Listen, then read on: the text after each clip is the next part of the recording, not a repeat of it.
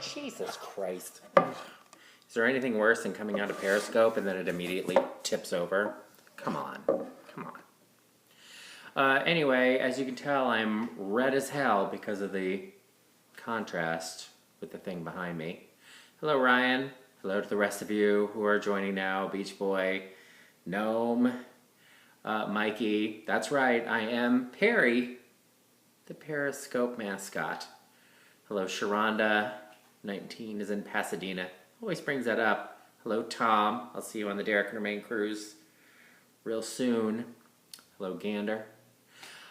Stacy, yes, I did enjoy my nap. KM is in Montreal. Oh, well, wonderful. Well, I hope, by the way, Montreal, that you enjoy my podcast at derekandromaine.com. Have not had a lot of people from Montreal listening, so better get on it. Other parts of Canada are definitely taking you on. All right, so if my hair is a little bit messy, I did have a nap. Ooh, PSB is in Brooklyn. Brooklyn, you're close to me. I'm in New York State. You know, I'm up in Westchester. Evan asked about Saskatchewan. Yeah, we've had plenty of people in Saskatchewan who have joined, listened to my podcast. It really is just weirdly Montreal. Okay, so I didn't mean to take a nap, but then I did. And anyway, I assume I'll be wake up all night now. Because... oh, well. Well, yes, I can is in Houston. Well, yes, you definitely could. Thomas says, I hope it was a disco nap, otherwise it's sad. Well, it would normally be a disco nap, but the disco closed in 1982. Anyway, I will be up until 3, Sharonda, because I've returned to my more normal sleep pattern recently. So, anyway, and by normal sleep pattern, it's go to bed at 3 a.m., wake up at noon. Suddenly Seymour wants to know if I'm watching Project Runway. No, I am not. JF says you should do a Periscope with Romaine sometimes. We did, actually, the last time we met up in New York City. So the next time we hang out, we will. Oh, we also did one 4th of July. I have not yet finished Sense8. I finished episode 7, I think. Candy in Kauai says, how old are you? I am 45 years old. Special Cases says, Derek, emergency, Ryan Philippi, Periscope for the first time earlier. We saw his shadow and feet. Oh my God, he needs to turn that camera onto his abs. Come on. Anyway. Oh, Candy says I look young. Thank you, Candy. I'm keeping it tight. Keeping it real tight. Naps do keep you great, looking great and thin. Thank you, Chris. Simon says, any updates on Gay Days Anaheim? Well, Simon, I've reached out to people who offered to help us with Gay Days Anaheim, and neither of them responded back. So, I don't know. Romaine promised to make some kind of decision this weekend. Isabella wants to know if I saw Trainwreck. I did, and I enjoyed it. I didn't think it was the greatest movie ever, but I mean, I liked it fine. I'd give it a B. How have I been since SiriusXM? Good. Fine, I guess. You know, as good as an unemployed person can be. I'm enjoying periscoping and doing podcasts and not making money. I Have Eggs says, what's your profession? Well, I used to be a radio show host on SiriusXM until about 2 months ago. And then our show got canceled after 12 years, and now I am a Periscope person. Wes says, haven't seen the red wall before. Where is it? This is in the basement. It's an accent wall. You can see a little bit. Here, I'll show you. There's like cocktail glasses and things. It's like a lime. And then there's like olives and musical notes and everything. Arrow says author as well. Yes, it is true. I've written 2 books that are both available on Amazon and, you know, my website, derekhartley.com. And what have you. Tad says, and we still love your... Okay, I don't know what you love, Tad, but thank you. Candy says you do music. No, not with this voice. It was a talk show. California Craig says, let's get a DNR gathering going at Anaheim. We would love to do that. We just would have to work out the details. Noam says, any news on a new show? Not since the last time you asked. Lynn says hi. Hello, Lynn. It's nice to see you on a Friday night, hanging out here on Periscope. James says, buy them. They're great books. Thank you. Thank you, James. And people can download the digital versions, for the Kindle or the Nook. Do people still have Nooks? I don't know. No. Tom says, how's the genealogy book going? It's going.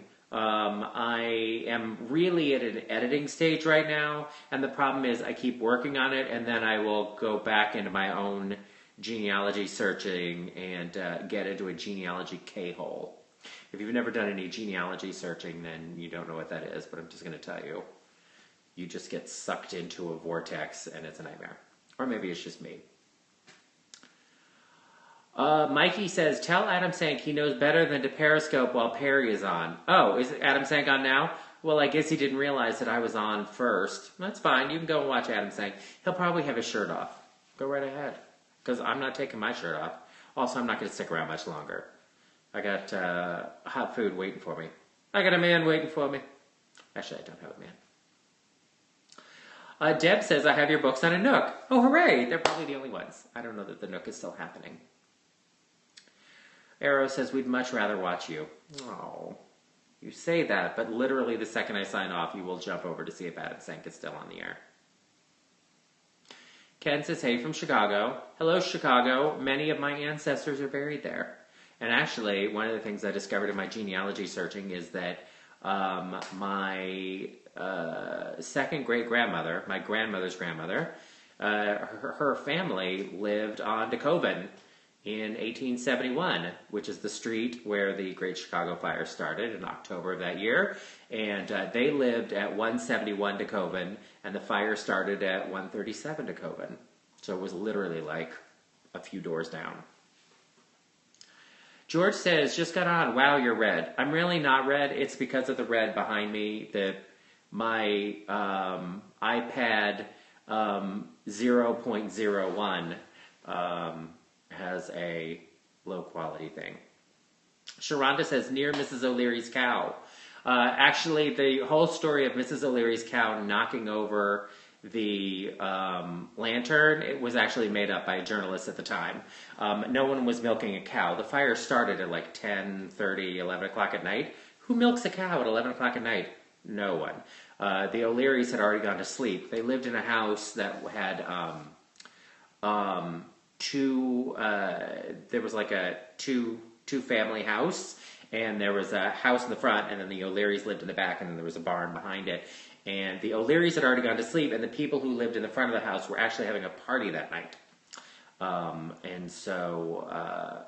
Anyway, that's what's happening there. But no, my family didn't lose their house because the fire burned north and away. It really burned like a V. It's part of why they knew exactly where the fire started, because if you look at a fire map from the Great Chicago Fire, the fire starts like this, just at a V point right there on DeKoven. Literally the barn, and then it goes across the street behind the house and burns up and north.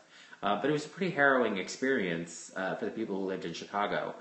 And a lot of them just had to race off into the night, including my family, had to race off into the night.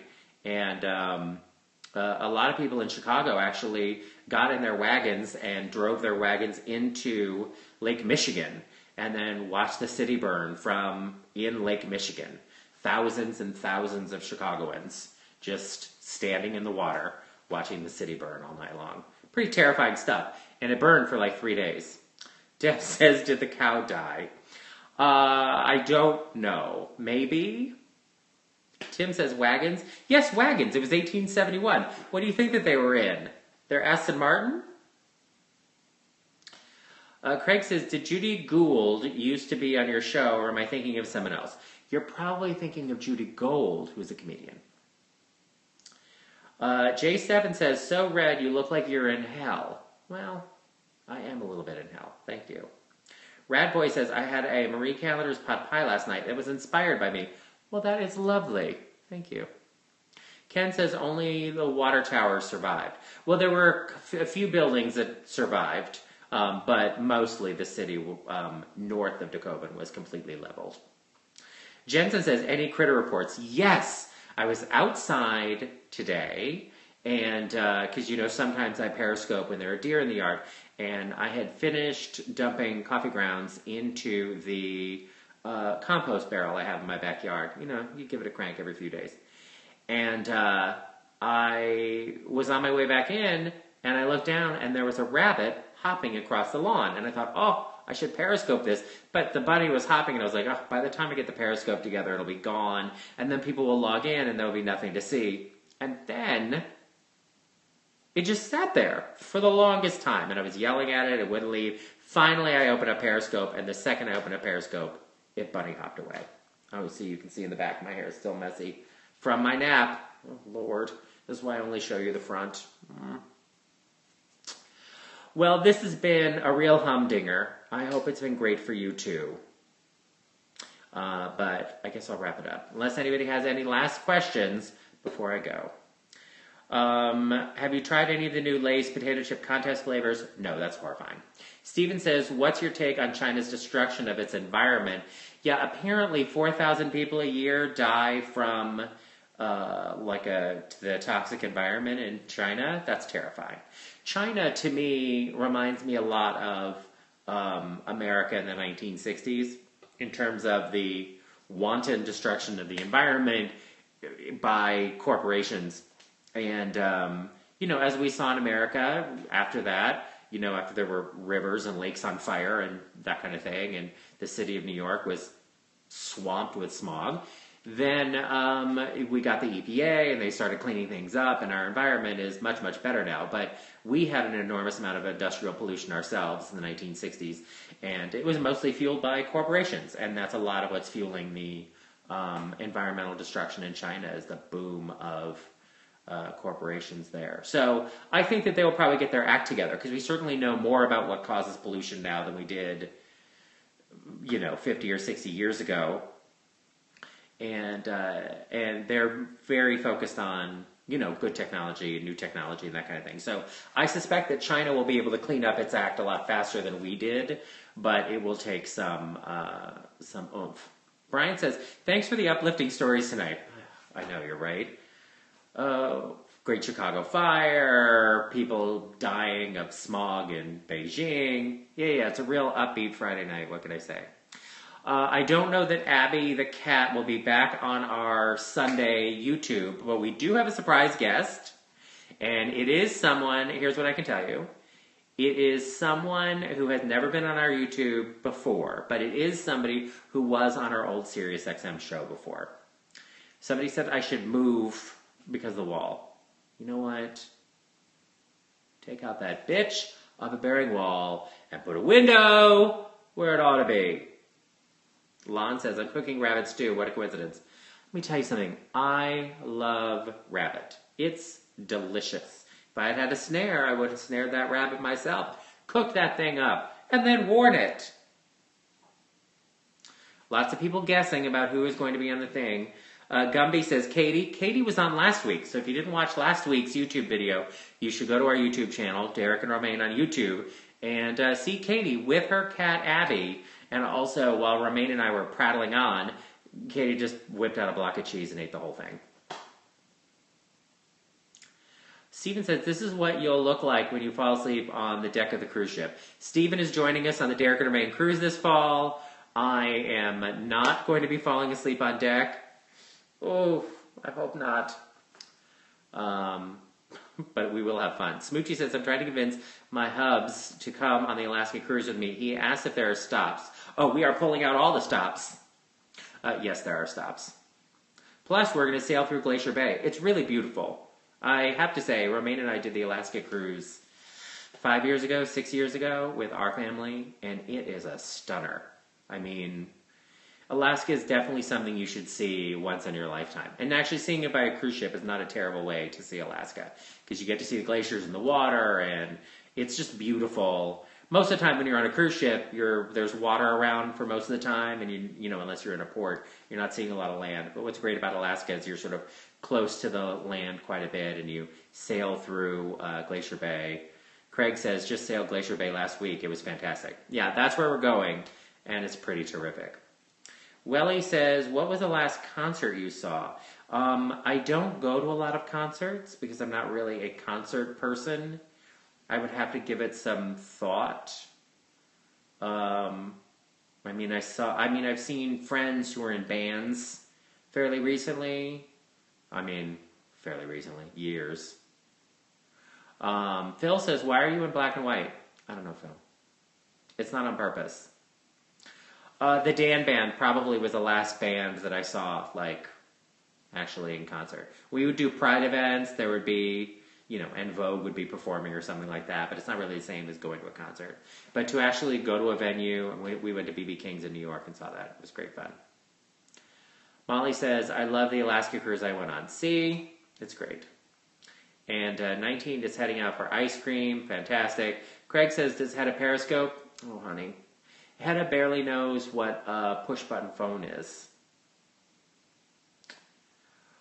My mom says, love the Dan Band. I love the Dan Band, too. They moved to New York, Dan and Kathy. They live here now. Kathy apparently spends a lot of her free time confronting the carriage drivers from the horse-drawn carriages. Oh, they work those poor horses to death. It's terrible. Someone says I loved baked Alaska when I had it. Well, that sounds delicious. Tim says, if you go on a cruise and are not native to the area, do you have to arrange a taxi from the airport? I guess so. Some people come into the city and then they stay overnight in a hotel. Usually the host hotel will have some kind of transportation to the boat from where you are. But we have people this fall coming into New York for the New York cruise, and a lot of people who are on the East Coast are going to fly in the morning of and just hop in a cab and head on over to the boat dock. The boat's docked here in Manhattan at 53rd Street and 12th Avenue. It's pretty central.